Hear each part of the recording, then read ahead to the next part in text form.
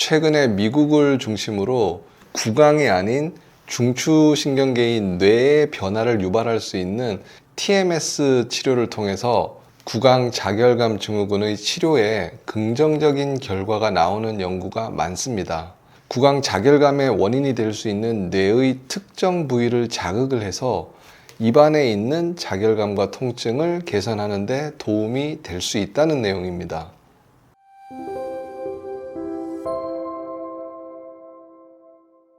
구강 자결감 증후군은 의과대학 교과서에도 특별한 내용이 없고요. 대학병원 진료를 봐도 뚜렷한 치료법이 없어서 고통을 받는 분들이 꽤 많이 있습니다. 이비인후과나 구강내과 또는 한의원 등에서 여러 가지 검사와 치료를 해보다가 얼마나 답답하셨으면 이 혀에 보톡스나 프롤로 주사를 맞는 분도 있고요. 또는 멀쩡한 치아를 발치를 하시고 그래도 개선이 되지 않아서 내원하시는 분도 종종 보게 됩니다. 현재는 뚜렷한 치료 방법이 없지만 하나씩 연구를 하고 발견을 하다 보면 무엇인가 방법이 있지 않을까라고 개인적으로 생각을 해봅니다. 기존에 하지 않던 여러 가지 다양한 방법으로 시도되는 구강 자결감 증후군의 치료들 중에서 이번 영상에서는 TMS라는 뇌를 물리치료하는 경두개 자기자극 치료를 통해서 구강 자결감 증후군 치료에 효과적일 수 있다는 논문을 하나 소개해 드리겠습니다. 이 논문의 출처는 미국의 사우스캐롤라이나 의과대학의 정신건강의학과 산하에 있는 Brain Stimulation Lab 뇌자극치료 연구소입니다. 논문의 내용을 설명드리기에 앞서서 최근 학계에서 논의되는 내용 중에 구강 자결감 증후군이 단순히 입이나 혀 등의 말초신경계의 문제가 아니라 중추신경계의 문제일 수 있다는 내용을 먼저 알려드리겠습니다. 이 논문을 보시면 2006년도에 미국의 켄터키 대학에서 구강내과, 신경생리학과, 정신건강의학과에서 공동으로 연구를 한 논문인데요. 이 논문에서는 정상인과 구강 자결감 증후군이 있는 사람이 뇌의 기능 MRI 검사를 해보면 명확한 차이가 난다고 말하고 있습니다. 이 뇌 기능 MRI는 뇌에서 특정 상황이나 특정한 기능을 할 때 활성화가 되는 뇌 부위를 컬러로 보여주는 MRI 기법 중에 하나입니다. 구강 자결감 증후군에서는 그림에서 보이는 빨간색으로 표시된 뇌 부위의 기능에 문제가 흔하다고 합니다. 이 부위는 전 대상피질 anterior cingulate cortex라고 부르는 부위인데요. 감정을 표현하거나 기분을 조절하는 것과 연관된 부위입니다. 입안에 불이 활활 타는 것 같다고 표현하는 구강 자결감 증후군의 원인으로 구강 자체보다는 뇌에서 감정을 표현하거나 기분을 조절하는 부위의 문제가 보다 근본적인 원인일 수 있다는 의미이기도 합니다.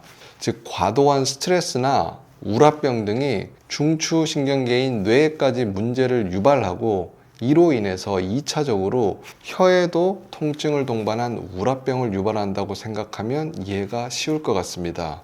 이 외에도 펫 스캔이라고 하는 암 진단이나 뇌에서 도파민 분비 기능을 추정해 볼 수 있는 영상 검사를 통해서도 구강 자결감 증후군의 원인을 찾는 연구들도 상당수 있는데 대다수 논문의 결론은 문제가 구강이 아닌 중추신경계인 뇌에 있다는 것입니다. 오늘 말씀드리는 논문에서도 이와 같은 맥락으로 구강의 치료가 아닌 중추신경계인 뇌를 TMS라는 경두개 자기자극 치료기로 일종의 뇌자극 치료법을 통해서 구강 자결감이 개선이 될 수 있다고 주장을 하고 있고요. 실제 치료를 했던 환자의 사례를 소개하고 있습니다. 결론부터 말씀드리면 TMS 치료를 받은 환자군에서 TMS를 받지 않은 대조군에 비해서 치료 후에 통증의 호전이 월등히 좋다는 것입니다. 이 논문의 저자들은 2주간 매일 치료를 해서 총 10회의 TMS 치료를 받은 환자를 대상으로 연구를 하였습니다. 이 그래프를 보면서 논문에서 말하는 치료 경과를 설명드리겠습니다. 치료를 시작하고 나서 일주일 정도면 구강의 통증이 줄어들기 시작하고요.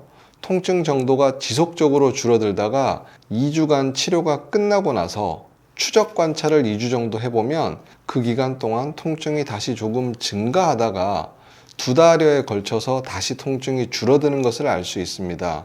즉 치료 과정에 리바운드 현상이 생긴다고 볼 수 있습니다. 아마 저희 외래에서 진료를 보신 환자분들이라면 제가 자율신경 치료의 치료 과정에서 발생하는 리바운드 현상에 대해서 설명을 여러 차례 드렸기 때문에 이해가 비교적 쉬울 수는 있겠지만 다시 한번 간단히 설명드리겠습니다. 중추신경계는 치료를 하는 과정에 관성의 법칙처럼 리바운드가 생기는 경우가 많습니다.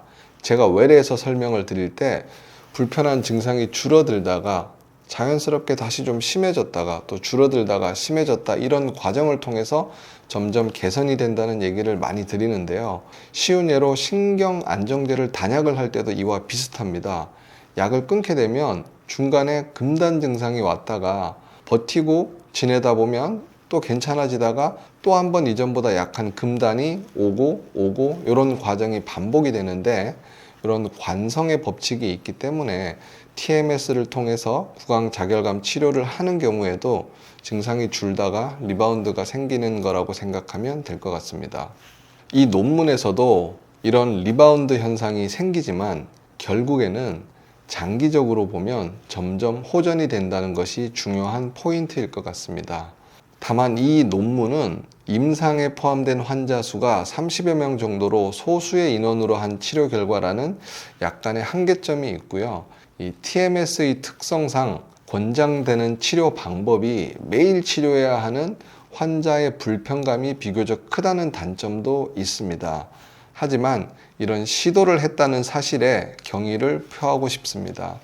그리고 만약에 입원 치료가 가능한 상황이 된다면 하루에 한 번이 아닌 2번씩 1, 2주 정도 치료를 해본다면 더 좋은 결과가 있을 수도 있다고 생각하고 있습니다.